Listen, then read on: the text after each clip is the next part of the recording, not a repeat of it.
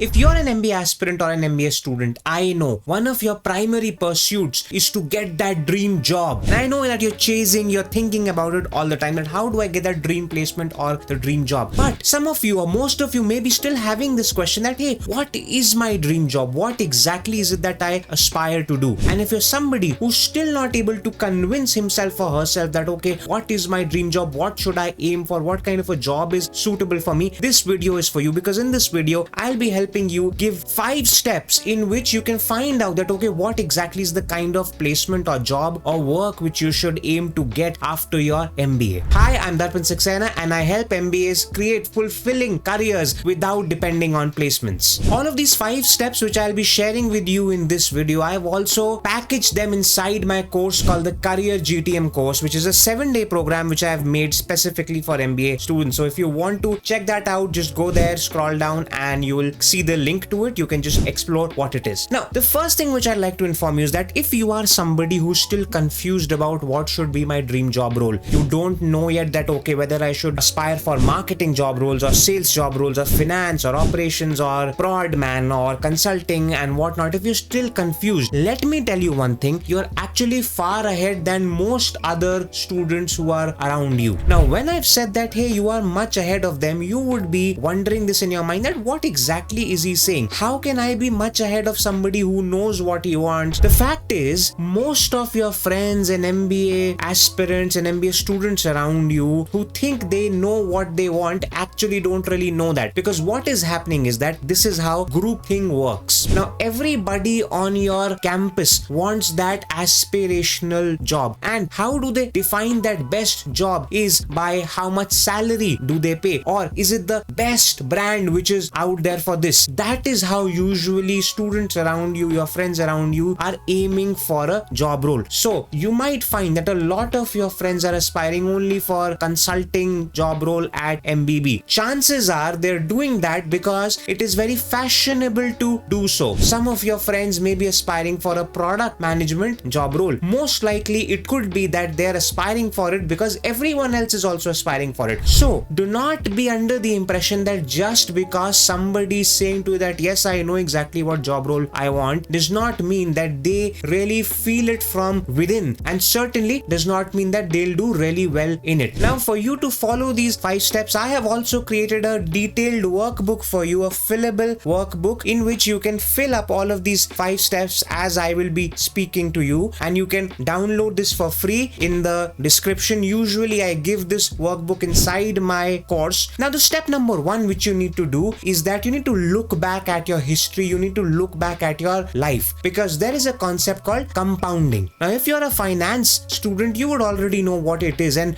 most of you would already know. Compounding basically means that there is something already and it just keeps adding up. I've explained it in the most layman terms. Now, this is the same thing which happens with your work experience. Here is the thing, you and I, all of us, we have certain strengths which we had from our childhood or school days or college days or whatever. We have certain strengths, and if you're somebody who has had work experience, then probably you also have some special expertise, some special experience in one particular field. My submission to you is that the first step is very simply to go back, spend an hour and write down your life autobiography, which means write about every instance which happened with you from your childhood, how you used to think, what were your achievements, what are your strengths. The fact is, when we start to write something in so much detail, it is only then we start to uncover ourselves completely, and then things and achievements starts to come to the fore which we never thought that these were truly achievements or our strengths, because then that is what you're going to use to actually envision a career for the future. The step number 2 is that now go to the future and envision and dream about what is the dream life which you want to live. Now, here the key word is envision the dream life, not the work life. The problem with a lot of MBA students is that when they are thinking about their dream job role, all they are thinking about is the job role in isolation. Whereas the fact is that your job will never work in isolation. It is always a part of your life, and your job needs to fit into the kind of life you want to lead. Now, for example, if you are somebody who enjoys freedom, who wants to travel and not be confined in an office, probably finding a job wherein from 9 a.m. to 9 p.m. you will be in the office, probably probably like a finance job may not be the kind of job you may want. But just because everyone else in the campus is aspiring for finance jobs does not mean that you will also aspire for it. From there, the step number 3 comes a critical point. In step number 1, I had asked you to revisit your past by writing a detailed life autobiography. In the step number 2, I asked you to envision your future. Now in the step number 3, let's come to the present and think about what is work for you. What is your work philosophy? What are the elements of work which you enjoy? So probably if you've already had some work experience, you can go back to that phase and think about that. Okay, in my working experience, what were the certain aspects of that work which I used to genuinely enjoy out of my entire day? Probably, I'm very sure there would be some aspects of your work which you would hate absolutely, and there would be some aspects of your work which you would totally love. Therefore, the time is now to think about only the work and what aspects of the work do you enjoy. If you are somebody who's a fresher and who's not had any work experience, think about the kind of work you do at your B school, which means the kind of assignments, the kind of projects, the kinds of extracurricular activities, the assignments of which subject am I most excited to do. That shows something about the kind of work you would want to do. Or if you're involved in certain extracurricular activities, then think about what aspects of that work. It could be simply planning an event or organizing an event or marketing an event or seeking certain sponsorships for it, or it could be anything else. Think about your B school work life, and from there you'll find those aspects. Now, once you have done these 3 steps, what will happen is that suddenly you would know that what is the kind of life you want to live, and from there what your job is now is to find out that okay, what kind of a work will help you build that kind of life, because your end goal is not to get a quality job for the sake of it. The end goal for you is to make a beautiful life for yourself. That is why you actually went in for your MBA program, because you want to earn more so that that kind of a life can happen, which is what the step number 4 is. That now connect the dots and think about what is the kind of job which fits into all of these things. How do you do that? How do you find out that which job is important? The step number 4 is ask and interview the professionals who are out there in the industry already. By now, I'm sure you would have some idea that okay, broadly these 2 or 3 job roles is what I need to finalize from. A very simple thing is to hop onto your LinkedIn, go and find people who work in those job roles in those industries, connect with them and send out harmless requests that hey, I am a student and I seek your guidance. I can guarantee you everybody wants to give gyan, everybody wants to help you genuinely. So as long as you're not somebody who's asking them for a job that hey, please give me a job, please give me a job, they will be glad to help you and guide you. Get on a phone call with them and try to understand what exactly is their work life and how are the things. And then finally from there, the last step number 5. Now finally select your target job role. That okay, this is my target outcome which I want from my MBA. It could be a job. It could even be that okay, I want to build a startup of my own. It could even be that. And then once you know that okay, what is the job role you want, know about it, okay, what is the kind of industry I want to be in. Try to get as specific as you can. It'll help you. Go ahead and find out that what are the skills required for you to do well in that job role. For that, again, your step number 4 will be of great help. That when you will be speaking to those who are already in that job role, will help you understand that okay, what kind of hard skills and soft skills help them in their day-to-day. Also, go back to certain job portals, for example iimjobs.com and also LinkedIn, and find out the JDs of these job roles. From those JDs, you will be able to find exactly the skills which the organizations are expecting the candidates to have. So I hope these 5 steps were of great value to you. If yes, go down in the comments and let me know how did this help you and what else would you like me to talk about which will help you in your MBA journey. Thanks a lot and goodbye.